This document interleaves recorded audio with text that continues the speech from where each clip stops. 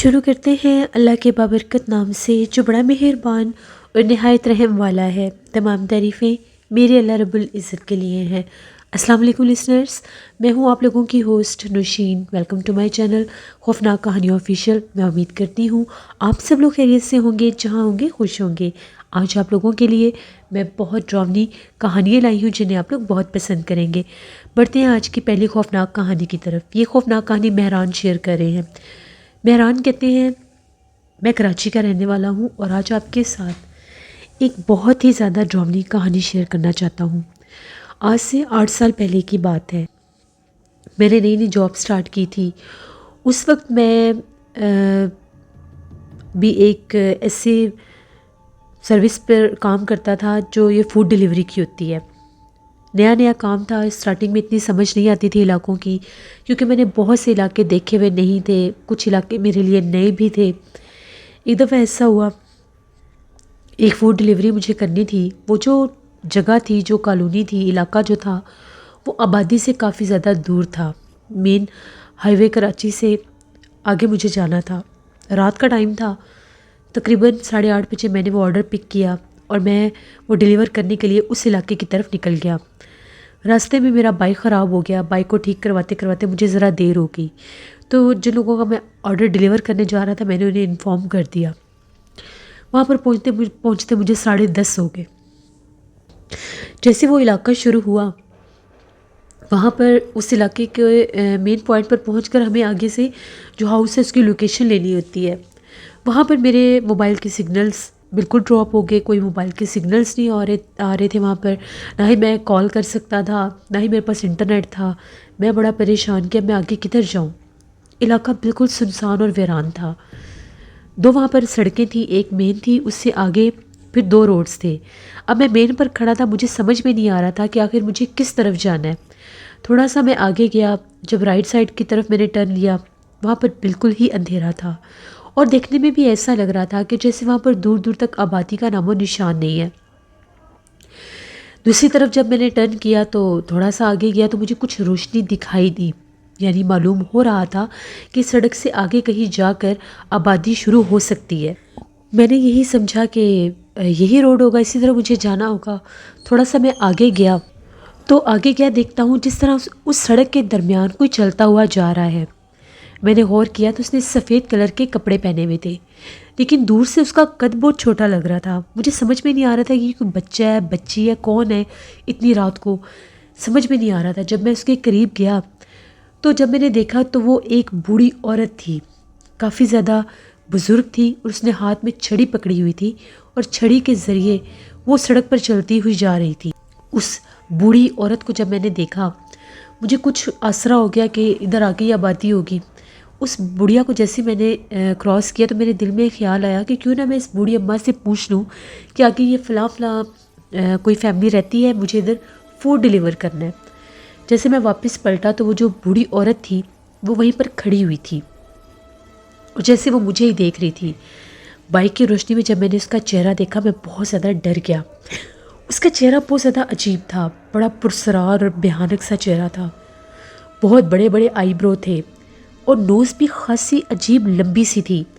چہرے کے اوپر بے تحاشا جھریاں تھیں اور رنگ بھی اس کا بہت زیادہ کالا سا تھا۔ میں نے اس سے پوچھا کہ اماں جی مجھے فلاں گھر میں یہ فوڈ ڈیلیور کرنے جانا ہے، میری مدد کر دیں، مجھے بتا دیں کہ آگے یہ گھر ہے یا نہیں ہے۔ میرے منہ کی طرف دیکھ کر پہلے کچھ بھی نہیں بولی، پھر وہ اتنے بھیانک انداز میں ہنسی۔ اس کے ٹوٹے ہوئے دانت تھے اور 1-2 دانت اس کے منہ سے باہر نکلے ہوئے تھے۔ وہ عجیب و غریب انداز میں ہنسی۔ اتنی خوفناک ہنسی دیکھ کر میرے رونگٹے کھڑے ہو گئے۔ میرے دل میں ایک عجیب سا خوف آ گیا کہ نہیں، مجھے اس سے کچھ نہیں پوچھنا چاہیے۔ میں نے فوراً اپنا بائک ٹرن کیا اور میں تیزی سے اسی سڑک سے آگے چلا گیا۔ آگے جب گیا تو وہاں پر بامشکل 3 سے 4 گھر تھے۔ ان 3 سے 4 گھروں میں جب میں نے دیکھا اتنے بڑے علاقے میں صرف 3 اور 4 گھر تھے، اس میں سے 2 گھر تو بالکل ہی بند تھے، ان پر تالے پڑے ہوئے تھے، اور ایک جو گھر تھا وہ بھی اندھیرے میں ڈوبا ہوا تھا۔ وہاں پر بھی میں کافی دیر دستک دیتا رہا، مجھے کوئی آواز نہیں آئی۔ وہاں سے جب واپس نکلا تو ایک اور گھر بالکل سڑک پر مین پر تھا۔ وہ جو گھر تھا وہاں پر بھی ایک بلب جل رہا تھا۔ بہت پرانا سا گھر لگ رہا تھا، لکڑی کا دروازہ لگا ہوا تھا۔ اس گھر کے بھی باہر میں کھڑا ہو کر دستک دیتا رہا، ادھر سے بھی مجھے کوئی رسپانس نہیں ملا۔ اب 11 بج کے مجھے یہاں پر پہنچتے پہنچتے 8:30 بجے کا میں نکلا ہوا۔ مجھے یقین ہو گیا کہ نہیں، یہ وہ لوکیشن نہیں، یہ وہ جگہ ہی نہیں، یہاں پر تو موبائل کے سگنلز ہی نہیں ہیں، تو پھر یہاں سے کون مجھے فوڈ آرڈر کر سکتا ہے۔ اینی ویز میں وہاں سے تیزی سے واپس نکلا۔ ایک وہ بوڑھی عورت کا میرے دل میں ڈر بھی تھا، اتنی بھیانک بڑھیا کو میں نے دیکھا۔ ایک وہ کبڑی سی بڑھیا تھی، جیسے ہنچ بیک ہوتے ہیں، بہت عجیب اس کی کمر کے اوپر وہ عجیب سا کبڑا سا اس کا وہ وجود تھا، بہت ڈراؤنی سی لگ رہی تھی۔ جیسے میں وہاں سے واپس نکلا، اب مجھے ڈر بھی تھا، میں آیت الکرسی پڑھتا پڑھتا اس سڑک پر آیا، وہ بوڑھی عورت وہیں پر کھڑی ہوئی تھی، سیم ٹو سیم جس پوز میں اس کو چھوڑ کر گیا تھا اسی پوز میں تھی۔ جب اس نے مجھے آتے ہوئے دیکھا، وہ جو بوڑھی عورت تھی وہ سڑک کی طرف چلنے لگ گئی، یعنی جس طرف میں نے مین روڈ پر جانا تھا۔ میں نے دل میں یہی خیال کیا کہ میں تیزی سے اس کے پاس سے گزر جاؤں گا۔ جیسے میں تیزی سے اس کے پاس سے گزرنے لگا، ابھی میں نے اس کو کراس ہی کیا تھا، 1 سے 2 منٹ گزرے ہوں گے اس کو کراس کیے ہوئے، ابھی میں اس سڑک پر ہی تھا، میرا بائک بند ہو گیا۔ میرے تو رونگٹے کھڑے ہو گئے۔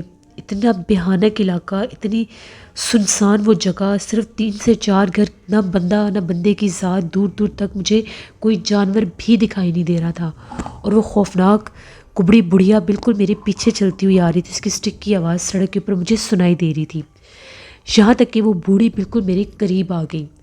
وہ اتنی بھیانک آواز نکال کر ہنس رہی تھی، ابھی بھی وہ ہنس رہی تھی۔ میں بہت زیادہ ڈر گیا، میں نے دل میں آیت الکرسی پڑھنا شروع کر دی۔ میں نے بہت کوشش کی میرا بائک سٹارٹ ہو جائے، میرا بائک سٹارٹ نہیں ہو رہا تھا۔ اللہ کا نام لیا، میں نے پھر بائک کو سٹارٹ کرنے کی کوشش کی، اتنے میں وہ میرے بالکل قریب پہنچ گئی۔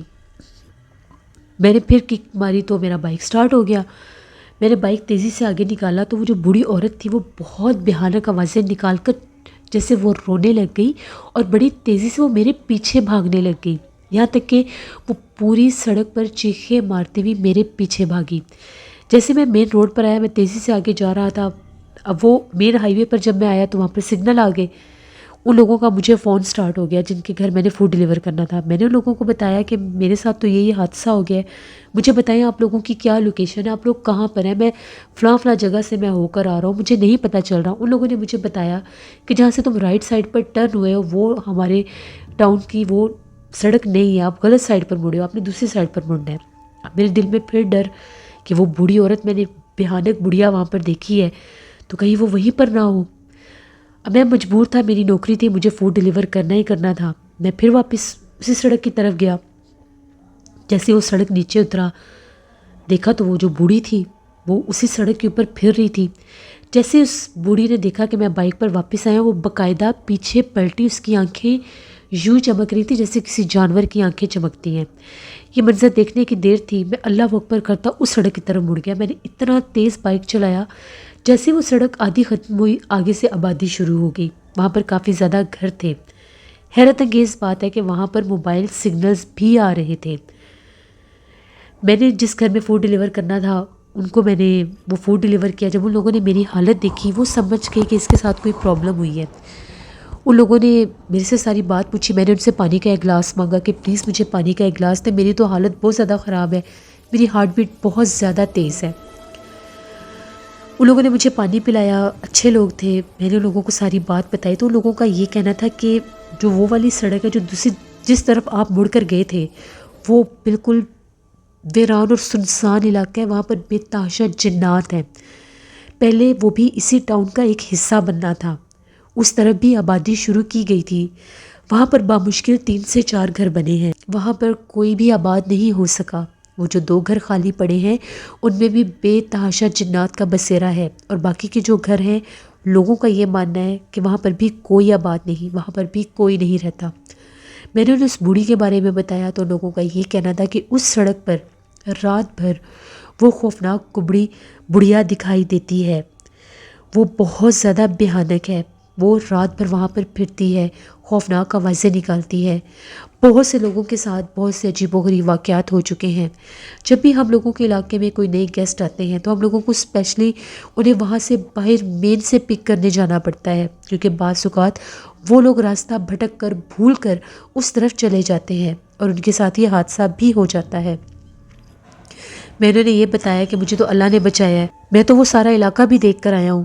خیر ان لوگوں نے مجھے کہا کہ اب تم سنبھل کے جانا اور آیت الکرسی پڑھتے جانا۔ جیسے میں وہاں سے نکلا، آیت الکرسی پڑھتا ہوا میں گیا، ابھی میں اس سڑک سے گزرنے لگا تھا، مجھے وہ بڑھیا وہاں پر نظر نہیں آئی۔ میں نے خدا کا شکر ادا کیا، ابھی میں مین پر ہی آیا تھا، میرا بائک پھر بند ہو گیا۔ مجھے آج اس بائک نے بہت زیادہ تنگ کیا تھا۔ میں پھر اترا، اب میرے دل میں بے تحاشا خوف تھا کہ کہیں وہ بوڑھی عورت مجھے نظر نہ آ جائے۔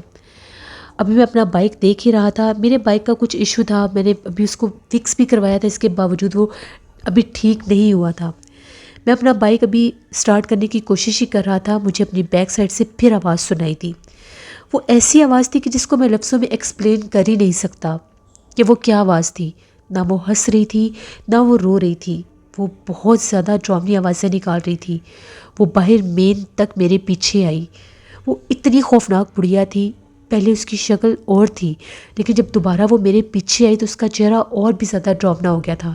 اس کی بہت لمبی زبان تھی، اور اب حیرت کی بات یہ ہے کہ پہلے وہ جھکی ہوئی تھی اور اتنی بھیانک لگ رہی تھی، ابھی بھی وہ جھکی ہوئی تھی، ویسے ہی کبڑی تھی، لیکن اب وہ سائز میں بہت بڑی لگ رہی تھی۔ میں نے اللہ کو یاد کیا، بائک سٹارٹ کیا، جیسے کیسے بائک کو لے کے میں وہاں سے نکلا۔ جیسے میں اپنی وہاں پر فاسٹ فوڈ جہاں سے ہم لوگ ڈیلیور کرتے تھے وہاں پر جب میں پہنچا، میں بے ہوش ہو گیا۔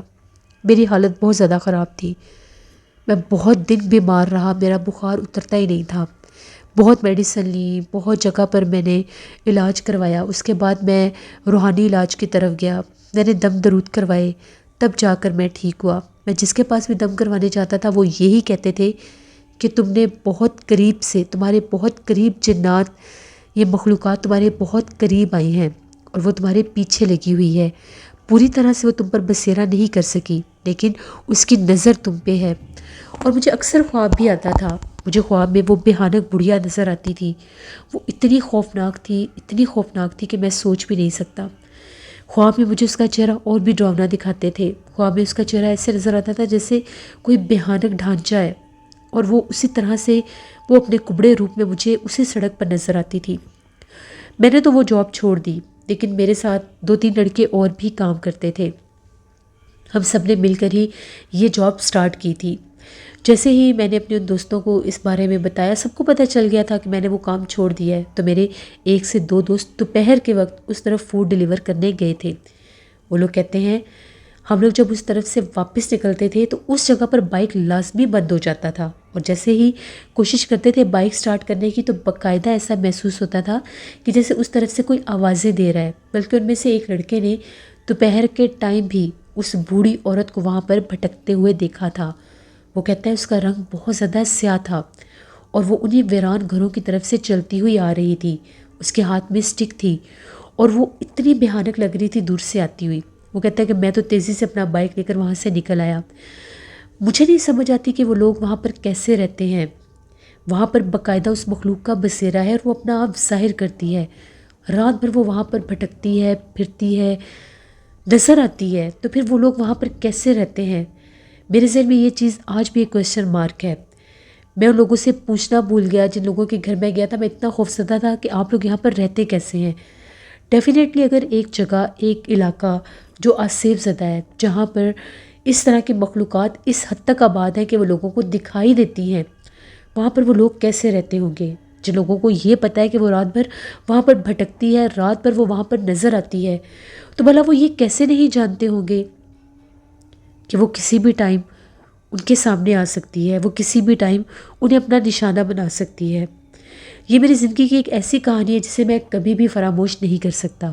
میرے 2 دوست ابھی بھی وہ رائڈر ہی ہیں، ابھی بھی وہ وہیں پر جاب کرتے ہیں۔ میں نے اس کے بعد ایک اور جگہ پر میں ایز اے سیل مین کام کرتا ہوں۔ میرے ایک دوست کے ساتھ کارساز روڈ پر بھی ایک بہت ڈراؤنا حادثہ ہوا تھا۔ اس کی ایسی کارساز روڈ پر خوفناک کہانی ہے، میں انشاءاللہ فردر آپ کے ساتھ ضرور شیئر کروں گا۔ یہ میری ایک کہانی تھی جو میں نے آپ کے ساتھ شیئر کی۔ ہم لوگ مجبور ہوتے ہیں محنت کرتے ہیں، کام کرتے ہیں، لیکن کبھی کبھی ہم لوگوں کی زندگی میں ایسے ایسے حادثے ہو جاتے ہیں جو ہمیں بہت کچھ سکھا اور سمجھا جاتے ہیں۔ میں کبھی بھی دیر رات کے گھر سے باہر اب نہیں جاتا اور ایسے سنسان علاقوں کی طرف میں دوبارہ کبھی زندگی میں اس علاقے کی طرف نہیں گیا۔ میں نہیں جانتا کہ اب وہ مخلوق وہاں پر موجود ہے یا نہیں، اب وہ ٹاؤن آباد ہوا ہے یا نہیں، لیکن میں کبھی بھی اس طرف نہیں گیا۔ یہ میری ایک کہانی تھی جو میں نے آپ کے ساتھ شیئر کی۔ بہت شکریہ مہران آپ کا۔ جس سے یہ تھی آج کی خوفناک کہانی۔ اپنا فیڈ بیک مجھے ضرور دیں، آپ لوگوں کو کیسی لگی۔ آپ لوگ بھی اپنی خوفناک کہانیاں شیئر کر سکتے ہیں ڈسکرپشن باکس میں دیے گئے ای میل آئی ڈی dosheermik57@gmail.com پر۔ اس کے علاوہ آپ لوگ مجھے کمنٹ باکس میں بھی سٹوری شیئر کر سکتے ہیں۔ وقاص احمد نے بہت ہارر سٹوری آن ایئر کی ہے، میرے ساتھ شیئر کی ہے، وہ میں آن ایئر کروں گی اپنے ہارر سٹوریز آفیشیل پر، اس کو آپ لوگوں نے ضرور وزٹ کرنا ہے۔ اپنا بہت سا خیال رکھیے گا، اپنی ڈھیروں دعا میں مجھے میری فیملی کو ضرور یاد رکھیے گا۔ Thank you for watching, stay blessed, اللہ نگہبان۔